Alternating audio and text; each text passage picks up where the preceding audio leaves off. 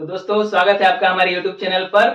आज मेरे साथ है Madhav Mishra, all India rank 2 CGL 2022। चूंकि हम दोनों साथ में पिछले 2 महीने से ट्रेनिंग कर रहे हैं, तो हमने सोचा था ये आपके लिए एक अपना एक्सपीरियंस शेयर करेंगे कि ताकि आप जो अपकमिंग सीजीएल या सीएचएसएल के जो एग्जाम्स हैं, उनमें आपको ये काफ़ी फ़ायदेमंद हो।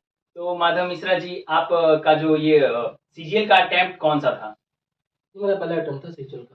भाई का ये पहला अटेम्प्ट था और मेरा तीसरा अटेम्प्ट था। तो मैं 2019 से पढ़ रहा हूँ सीजीएल के लिए। और आपने लगभग कितना महीने तैयारी की सीजीएल के लिए? मैंने लगभग 1 साल इसकी तैयारी की थी। लगभग 1 साल। इससे पहले मतलब इससे पहले मैंने सीजीएल के अटेम्प्ट दिए थे कुछ। तो टेक्निकली मेरा सीजीएल का पहला अटेम्प्ट है, लेकिन उसका एक्सपीरियंस जो था सीजीएल का, जो कि सेम पैटर्न पे होता है, वो 3 अटेम्प्ट मैंने दिए थे। उससे मतलब मैं ग्रेजुएट नहीं हुआ था। तो हाँ, सीजीएल का मेरा पहला अटेम्प्ट था, तो लेकिन सीएचएसएल में आपका कहीं नहीं हुआ। नहीं हुआ था। तो अब बात करते हैं कि आपने ये मीडियम कौन सा था आपका? मीडियम मेरा इंग्लिश मीडियम था। इंग्लिश मीडियम से पूरी ग्रेजुएशन कब किया आपने? मैं 2022 में किया था। 2022 में भाई का ग्रेजुएशन है और 2022 सीजीएल में भाई का जॉब भी हो गया। तो बहुत सारे लोग ऐसे कमेंट करते हैं कि लोग झूठ बोलते हैं, उनका पहला अटेम्प्ट नहीं होता है, पहले से पढ़ रहे होते हैं। ये तो बात बिल्कुल सही है कि लोग ग्रेजुएशन में होते हैं और उनका टारगेट पहले से फिक्स है कि मुझे सीजीएल में जाना है, एसएससी का एग्जाम निकालना है, तो वो अपना पहले से पढ़ रहे होते हैं, तो इसलिए उनका फर्स्ट अटेम्प्ट में ही हो जाता है। और हम जैसे लोग जिनको पता ही नहीं होता कि क्या होता है सीजीएल या सीएचएसएल, इस वजह से हमारा लेट हो जाता है। तो माधव भाई, आप अब ये बताएं कि ये जो ट्रेनिंग आपने 2 महीने अब पहले, इनसे पहले जब इनका रिजल्ट आया था तो आपने बहुत सारे यूट्यूब चैनल पर इनका देखा होगा इंटरव्यू, और ये अब मिनिस्ट्री ज्वाइन करने के बाद ये पहला इंटरव्यू है माधव भाई का। तो आपका टीयर 1 में मार्क्स क्या था सीजीएल 2022 में? जो नॉर्मलाइज स्कोर था 160, 171 था। 171 नॉर्मलाइज स्कोर था। और रॉ मार्क्स कितना था? रॉ मार्क्स आई थिंक 160 के आसपास था। 160 के आसपास था रॉ मार्क्स, और नॉर्मलाइज 171। और टीयर 2 का क्या मार्क्स रहा आपका? टीयर 2 का जो रॉ मार्क्स था वो मैथ्स में 90, मतलब टोटल था 90 आउट ऑफ 90 मैथ्स। 356 था टोटल मार्क्स। और 356। जो सब्जेक्ट वाइज स्कोर था वो था इंग्लिश में, मतलब फुल मार्क्स थे, और मैथ में भी थे, रीजनिंग में भी थे, और जीएस में 41 था। तो आप जैसे कि बता रहा आपको 356 था इनका ऑल ओवर स्कोर, और मैथ में फुल स्कोर, रीजनिंग में फुल स्कोर, और इंग्लिश में फुल स्कोर था। केवल जीएस में इनका 41 स्कोर था। तो माधव भाई, आपके मैथ में, रीजनिंग में और इंग्लिश में फुल स्कोर रहे हैं, तो आपकी स्ट्रेटजी क्या थी, कैसे आपने फुल स्कोर गेन किया? ये तीनों जो आपको सेशंस, मतलब सेक्शंस है, वो आप प्रैक्टिस बेस्ड सेक्शंस है। तो इसमें प्रैक्टिस अगर आप जितना ज़्यादा करेंगे उतना ज़्यादा आपके लिए बेहतर होगा। और पास्ट ईयर पेपर्स जो है, आपको वो जो डायमेंशन होता है वो दे देता है कि आपको क्या पढ़ना है, कितना पढ़ना है, और प्रैक्टिस कितनी करनी है। तो आप प्रीवियस ईयर पेपर पे ध्यान दीजिए ज़्यादा। और कंसेप्ट आपने एक बार सिलेबस पूरा कर लिया है, उसका रिवीजन बार बार कीजिए। और जो प्रैक्टिस है वो बहुत इंपॉर्टेंट है, क्योंकि एग्जाम में जो टाइम एक फैक्टर होता है, तो टाइम के हिसाब से आपको चलना पड़ता है, तो इसलिए प्रैक्टिस वहाँ पे इंपॉर्टेंट हो जाता है। और प्रैक्टिस से आपका रिवर्स लर्निंग भी होता है। मान लीजिए कोई कॉन्सेप्ट आपको नहीं आता है, आप उससे रिवर्स लर्न कर सकते हैं कि तो इसलिए ये मेरी स्ट्रैटेजी रही है। और इन स्ट्रेटजी के लिए आपकी सोर्सेज क्या रहे हैं? मैथ्स में तो बेसिक वही प्रीवियस बुक कोई भी आप ले सकते हैं, किरण वगैरह हो गया, या राकेश आपने कौन सा बनाया था? मैंने ऐसा कुछ नहीं किया था। मैंने तो सिर्फ जो टेक्स्ट बुक का सेक्शनल टेस्ट आता है वो दिया था प्रीवियस ईयर का। Same year. स्पीड, हाँ, स्पीड मतलब एक टाइम लिमिट के अंदर मेरा स्पीड उससे इम्प्रूव हो। और एक मिक्स्ड क्वेश्चन मैंने किया था कि मतलब हर चैप्टर में मेरा इक्वल फोकस हो, ठीक है, उस तरह से। मैथ के लिए और इंग्लिश के लिए इंग्लिश के लिए तो नीतू सिंह की बुक आती है, वो आप रेफर कर सकते हैं। मैंने जो अमन वसीफ सर का जो प्लेलिस्ट है वो देखा था, उससे मेरा ग्रामर हुआ था। और जो ब्लैक बुक होती है इंग्लिश की, उसमें प्रीवियस ईयर जो होते हैं उसको किया था।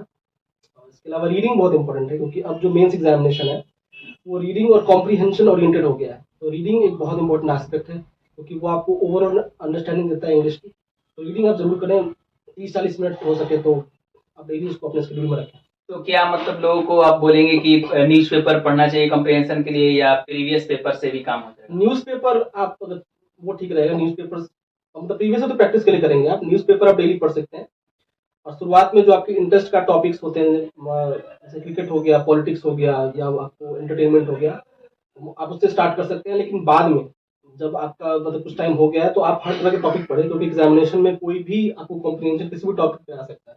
तो आपको जो चीज़ें आपको हार्ड लगती है, जो आपको इंटरेस्ट नहीं आती है, वो चीज़ ही मतलब वो चीज़ भी आप रीड करेंगे तो आपकी अंडरस्टैंडिंग और अच्छी होगी। तो मतलब जैसे कोई भी सब्जेक्ट है उसके लिए सोर्सेज लिमिटेड होने चाहिए, ऐसा आप मानते हैं? हाँ, बिल्कुल, क्योंकि आप उसको फिर बार-बार रिवाइज़ कर पाओगे, क्योंकि एसएससी में सबसे इम्पोर्टेंट होता है रिवीजन। तो अगर आप कुछ पढ़ रहे हो, उसको आप रिवाइज़ नहीं कर पा रहे हो, तो उसका मतलब उसको पढ़ने का भी फ़ायदा नहीं है। तो रिवाइज़ आप कर पाओ, तो उतना ही आप मतलब चीज़ें पिक करें रिसोर्स के रूप में। बस यही। तो जैसे कि मैं भी आपको अपने वीडियो में बताता हूँ कि भाई अपना सोर्स जो है लिमिटेड होना चाहिए, 1 से 2 बुक ही पढ़ो, उसको 10 बार पढ़ो और बार-बार रिवीजन करो।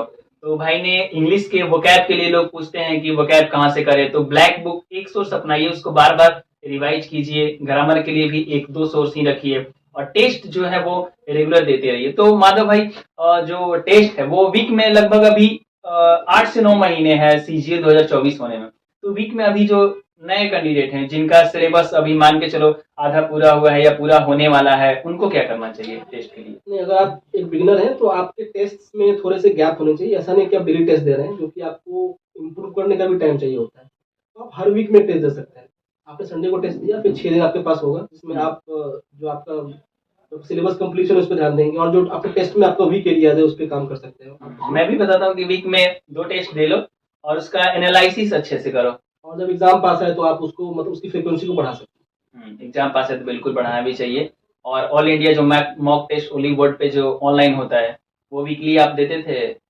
हाँ, मैंने नहीं, इस बार मेंस जो मैंने दिया था 22 में, क्योंकि उस समय आपको नया पैटर्न आया था। तो मैंने मॉक्स थोड़े कम दिए थे, मतलब 20 के आसपास दिए थे, और मतलब फुल लेंथ मॉक होते हैं, क्योंकि उस समय तक किसी को पता नहीं था कि किस टाइप के क्वेश्चन आने वाले हैं एग्जाम में। तो थोड़ा सा अनसर्टेनिटी था, लेकिन इस बार चूंकि 22 और 23 का मेंस हो चुका है, तो हर जो आपको हर मतलब मॉक टेस्ट बनाने वाली जो आपको एजेंसीज है, उनको पता हो गया कि मतलब किस तरह का पैटर्न आ रहा है। तो अब आप मॉक दे सकते हैं। तो मेरी स्ट्रेटजी थोड़ी अलग थी उस टाइम पर, लेकिन मैं एडवाइस नहीं करूंगा। मैं बोलूंगा मैम आप प्री के बाद मॉक्स जो है मेंस के लिए बहुत ज्यादा दें, क्योंकि उससे ही आप मॉक में प्रीवियस पेपर बेस्ड क्वेश्चन देना चाहिए या मतलब जो भी रैंडमली मॉक हाँ प्रीवियस ईयर भी दीजिए, और थोड़ा रैंडम भी देना चाहिए, क्योंकि एग्जाम में आपको कोई सरप्राइज। तो मैं सजेस्ट यही करता हूँ कि वीक में दो दो प्रीवियस पेपर दे लीजिए। अगर मान के चलिए आपका सिलेबस पूरा हो गया और आप पढ़ाई कर रहे हैं, रिवीजन कर रहे हैं, तो वीक में दो प्रीवियस पेपर दे लीजिए और एक जो है वो रैंडम वाला दे लीजिए। हाँ, वो भी सही है। आपका क्या मतलब? मेरा ये आप कहना क्या है कि आप वीक में कम से कम एक रैंडम जो मॉक होता है, मतलब हाँ। किसी कोचिंग इंस्टीट्यूट का या कोई मतलब इस तरह पब्लिकेशन का या जो कंपनी का होता है। और जो प्रीवियस ईयर तो इम्पोर्टेंट है, क्योंकि वही आपका मतलब जब मेन एग्जामिनेशन होगा, उसमें ज्यादातर क्वेश्चन प्रीवियस ईयर के ही आएंगे घूम फिर के। प्रीवियस ईयर तो इम्पोर्टेंट है, आप 80% 90% फोकस उसी पे होना चाहिए। लेकिन कभी कभी एग्जाम में आप सरप्राइज हो सकते हो, तो वो सरप्राइज एलिमेंट के लिए आपको तैयार रहना है। थोड़े थोड़े रैंडम मॉक्स देने चाहिए। तो अब अभी भाई अब बताओ रीजनिंग के लिए क्या किया आपने? रीजनिंग में तो आपको प्रीवियस पेपर अच्छे से करना है, और वो तो है ही, जो आपको मैथ्स का स्ट्रेटजी था। रीजनिंग में कुछ क्वेश्चंस होते हैं, जैसे कि आपको मिसिंग नंबर हो गए, या कुछ लॉजिक वाले क्वेश्चंस होते हैं। तो उसके लिए एक चैनल है, आप सिग्मा एकेडमी करके, सिग्मा एकेडमी। रीजनिंग के लिए। उसमें कुछ वियर्ड लॉजिक के जो आपको सवाल होते हैं, जिसके आपको मतलब आपको लॉजिक क्रैक करने में दिक्कत होती है, तो उसके लिए वो बहुत अच्छा चैनल है। तो उसको आप रेफर कर सकते हैं। प्रीवियस मेरे टाइम पे था, अब मुझे आइडिया नहीं है, लेकिन अभी भी होपफुली चल रहा है। तो उसको आप रेफर कर सकते हैं। उसमें आपको मिसिंग नंबर या सीरीज के क्वेश्चन या आपको लॉजिक के क्वेश्चन जो थोड़ा दिक्कत करते हैं वो, और 80% तो रीजनिंग सबका सही होता है। रीजनिंग का मतलब मॉक टेस्ट से काम हो जाता है प्रीवियस आपका? मॉक टेस्ट और इज इनफ, मोर देन कुछ जो चैप्टर्स हैं जो फ्रीक्वेंटली आप लगाते हो फिर भी भूल जाते हो, तो उसके लिए यूट्यूब से काम हो जाता है? हाँ, मतलब कंसेप्चुअल तो कुछ मतलब कम टॉपिक है उसके अंदर, मतलब रीजनिंग के अंदर आप एक महीने में खत्म कर सकते हो सिलेबस। लेकिन कुछ आपको टॉपिक्स होते हैं जिसमें आपने कितनी प्रैक्टिस कर ली है, तो लॉजिक क्रैक करने में दिक्कत होती है। जो अल्फाबेट बेस्ड क्वेश्चन होते हैं, मिसिंग नंबर मैंने बताया आपको, या सीरीज हो गया, कोडिंग डिकोडिंग हो गया, तो उस चीज के लिए आप थोड़ा सा मतलब स्पेशल फोकस कर सकते हो। प्रीवियस ईयर तो अच्छे से कर लीजिए आप, प्रीवियस ईयर पेपर तो बहुत इंपॉर्टेंट है रीजनिंग में। और जो लॉजिक आपको तो लगता है कि अलग से है, तो उसको आप कहीं पे आप लिख लीजिए, और उसको बार बार रिव्यू कीजिए, ताकि आपको एग्जाम में वो चीज आपको क्लिक कर सके टाइम पे। सेम चीज मैंने भी किया था, मैंने अपने 4 कॉपी बनाया था हर सब्जेक्ट का, और जो मुझे नहीं आता था उसको मैं लिखता था और रिवीजन करता था सैटरडे संडे। और जीके जीएस के लिए आप क्या बोलना चाहेंगे? जीके जीएस में जैसे फेमस बुक है ल्यूसेंट। लुसेंट, आपने लुसेंट पढ़ा था? थोड़ा सा, हाँ, वो थोड़ा ड्राई बुक है, मुझे पता है, बट मेन बात ये है कि बहुत लोग उसको पढ़ते हैं, तो उसको आप छोड़ नहीं सकते, क्योंकि अगर क्वेश्चन उससे आए और आपसे नहीं हुए, तो आप कॉम्पिटिशन में पीछे हो जाओगे। तो अगर आपको अगर नहीं पसंद है तो भी पढ़ना पड़ेगा। उसके अलावा भी बुक है, मनोहर पांडे की अच्छी किताब है, वो भी पढ़ सकते हैं। लेकिन एक बुक आप जीके बुक आप रेफर कीजिए, और प्रीवियस पेपर जो है उसका अच्छे से आप एक एनालिसिस कीजिए कि किस टॉपिक से कितने क्वेश्चन आ रहे हैं, उसके अकॉर्डिंगली प्रिपेयर कीजिए। जीके जो कि अब मेंस में भी आ रहा है तो उसके लिए आपको स्पेशल तो फोकस चाहिए। प्रीवियस पेपर के लिए आपने क्या प्रेफर किया था? प्रीवियस ईयर के लिए एक बुक आती है वन क्यू पब्लिकेशन की, उसका जो आपको सोल्यूशन होता है ना बुक का, बहुत अच्छा दिया हुआ है, तो वो आपको आप उसको अरेंज हो जाए ठीक है, नहीं तो और भी जो आपको जो आप भी कोई मिल सा जाए। भी सोर्स अपनाए, प्रीवियस हाँ, पेपर तो previous सेम year- रहते हैं, सब में previous source paper same same रहता है, आपको बार बार फ्रीक्वेंट हाँ, रिवीजन जो करना होता है। आपको उसमें अच्छा लगे वो आप यानी जीके जीएस के लिए आप एक बुक प्रीफर करें, और चाहे लूसेंट हो चाहे किसी भी पब्लिकेशन का हो, लेकिन मोस्ट प्रोबेबली जो देखा जाता है, जो भी एसएससी एस्पिरेंट्स होते हैं, जो भी टॉपर्स होते हैं, सारे लूसेंट ही पढ़े होते हैं। और मैंने भी लूसेंट केवल और केवल लूसेंट ही पढ़ा है, और लूसेंट को ही रिवीजन किया है, 3-4 बार किया है, और प्रीवियस पेपर के लिए घटना चक्र किया है, और बाकी मॉक्स का बस से भी मॉक्स जो देता था, जो प्रीवियस पेपर मॉक था, उन्हीं का रिवीजन करता था। मेंस में जो कंप्यूटर है वो भी नेचर इन क्वालिफाई है और बहुत इंपॉर्टेंस रखता है, क्योंकि बहुत सारे बच्चों ने 320 प्लस मार्क्स ला के कंप्यूटर में क्वालिफाई नहीं कर पाए, जिनकी वजह से उनका सिलेक्शन नहीं हो सका। तो आपका स्कोर क्या था कंप्यूटर का? कंप्यूटर का स्कोर मेरा 36 के आसपास था, मुझे याद नहीं है ठीक से, तो कुछ कोई महीने हो बात नहीं, गए। कोई बात नहीं। तो उसके लिए जो कंप्यूटर एक इम्पोर्टेंट सेक्शन इसलिए हो जाता है क्योंकि आप क्वालिफाइंग है और इसके क्वेश्चंस भी सही आ रहे हैं एग्जामिनेशन में, तो उसके लिए आपको प्रिपेयर रहना पड़ेगा। और मैंने जो राधिका गोयल मैम है उनका प्लेलिस्ट के थ्रू उसका जो थ्योरी पार्ट होता है उसको किया था, और कुछ पार्ट मैंने अरिहंत की एक बुक आती है कंप्यूटर अवेयरनेस, कुछ चैप्टर्स उससे भी रेफर किए थे। और कंप्यूटर में सबसे इम्पोर्टेंट होता है आपको एमसीक्यू, तो जितने भी आपको बैंक एग्जाम के आपको एमसीक्यू आते हैं वो भी आप कर लीजिए साथ साथ, क्योंकि उससे मतलब कहीं ना कहीं क्वेश्चन वहीं से इंस्पायर्ड होते हैं, क्योंकि वो मतलब उस एग्जाम्स में जो है एग्जाम में आते रहा है वो क्वेश्चन, तो वहाँ से आने के चांसेस थोड़े बढ़ जाते हैं। तो तो जैसा कि माधव भाई ने बताया कि कंप्यूटर के लिए आप यूट्यूब पर चैनल है आरबी, जो शुभम सर का है, और उसमें एक राधिका गोयल मैम है, उनका प्लेलिस्ट है, आप चेक कर सकते हैं। और मैंने भी यूट्यूब से ही पढ़ा था, RWA के सर हैं नवीन नवीन सर, उन्होंने कंप्यूटर पढ़ाया था, और मैंने एक पीडीएफ बस निकाल लिया था नवीन सर की क्लास का, और मैंने उसको रिवीजन किया था। मेरा भी 31 स्कोर था कंप्यूटर में। तो अब फाइनली अब ये बताइए, जो 2024 के लिए जो लोग अपीयर हो रहे हैं, उनके लिए आप क्या मैसेज देना चाहते हैं?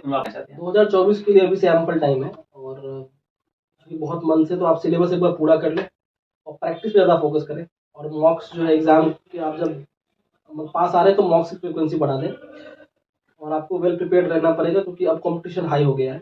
तो इस कारण से, और इसके साथ साथ प्री के बाद अब चूंकि प्री क्वालिफाइंग है तो प्री को ज़्यादा दिल पे नहीं लेना है, मेंस के लिए आपका जो प्रिपरेशन है उसका ओरिएंटेशन मेंस ओरिएंटेड होना चाहिए, तो उस चीज़ को ध्यान में रखते हुए आप प्रैक्टिस कीजिए।